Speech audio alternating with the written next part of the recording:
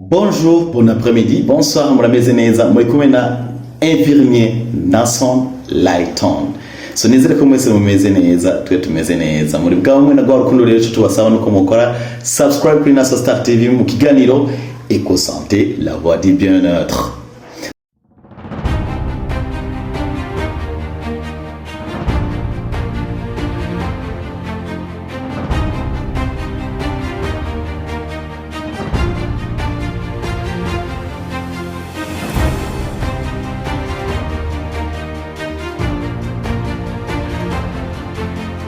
So, no musi rero tubazaniye ikiganiro ciza cyane uyu musi tuyaga ku bagore n'abigeme.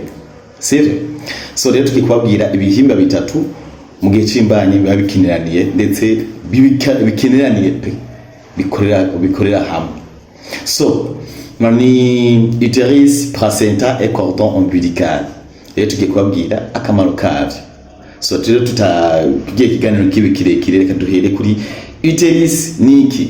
Utérus rero ni gihimba kiri imbere mu mugore cyangwa mu mwigeme aho umwana akurira. Sivyo? Akamaro kayo ni gukurikirana cyangwa gukingira umwana ari mu nda. Donc fetus. Icya kabiri ni gutuma umwana akura neza. Okay? Icya gatatu ni kwiyongera mu bunini mu gihe c'imbanyi. Okay? Donc iyo umwana ari mu nda agenda akura ameze agenda agirane ariyongera niko ni na utérus iguma izimba. Sivyo? Icya gatatu ni kugira contraction mu gihe cyo kwibaruka bigatuma umwana asohoka neza. Donc bituma umwana asohoka. Iyo ni utérus. Tuje kuca kabiri acha twokwita placenta. Placenta ni gihimba gihuza umwana na nyina. Okay? Gihimba gihuza umwana na nyina. Placenta rero ifise akamaro ko gutanga intungamubiri arizo nutriments ku mwana. Donc intungamubiri nziza. Sakamaro. Donc nutriments kugira umwana akure neza like so. Iyo ni placenta. Icya kabiri ni uko ivana ko imyanda nka gaz carbonique, amatoxine ava ku mwana agasubira ku mubiri wa nyina. Icya gatatu ni uko placenta ikora ama hormone nka HCG, progesterone, estrogene. Izo hormone ziba zikenewe cyane ku mubiri mu gukomeza imbanyi. Okay? Hama ikindi akandi kamaro ka placenta ni kugira igikorwa cyo kwikingira acho twokwita barrière immunitaire hagati ya nyina n'umwana. Okay? Ndibaza tuko twumvikana.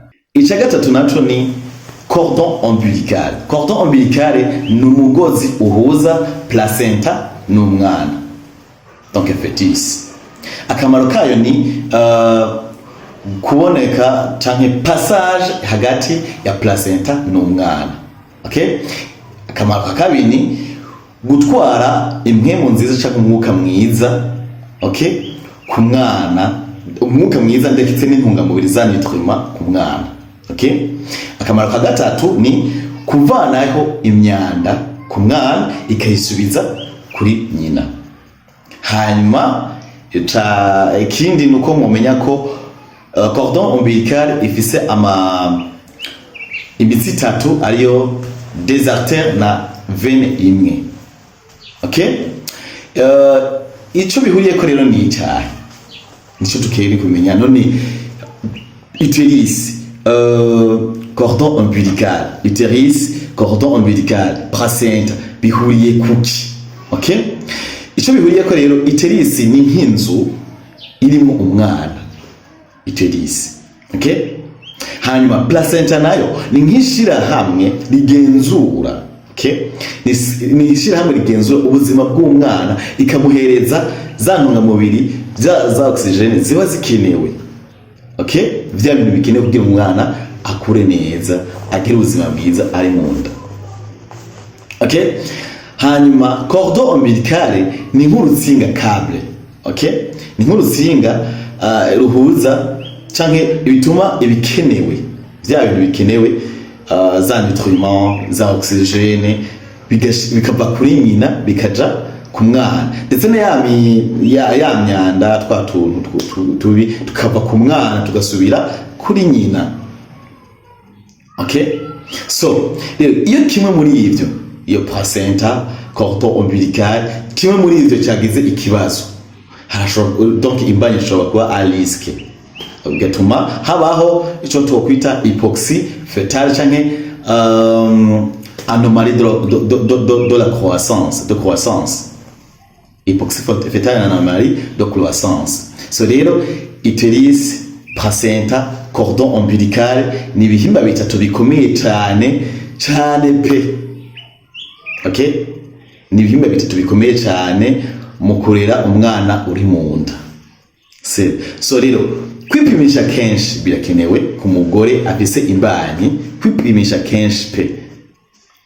Donc nico gituma kenshi tubahamagarira gukora CPN kenshi gashoboka kugira ngo abaganga bagume bakurikirana imbanyi kugira ngo umwana agire ubuzima bwiza, amagara meza ari mu nda, azovuke ameze neza kanatsinda. Murazi yuko umwana aba ari umuhezagiro mu muryango, kuko hajya umuryango utagira umwana akenshi usanga abantu batarabana neza, umugabo n'umugore usanga batarabana neza. So rero kwipimisha kenshi birakenewe. Kabiri no gufungura neza. Rero wa mugabo we ufise umugore wawe afise imbanyi, gerageza umugaburire neza, afungure neza kandi ahage, ibintu bigende neza.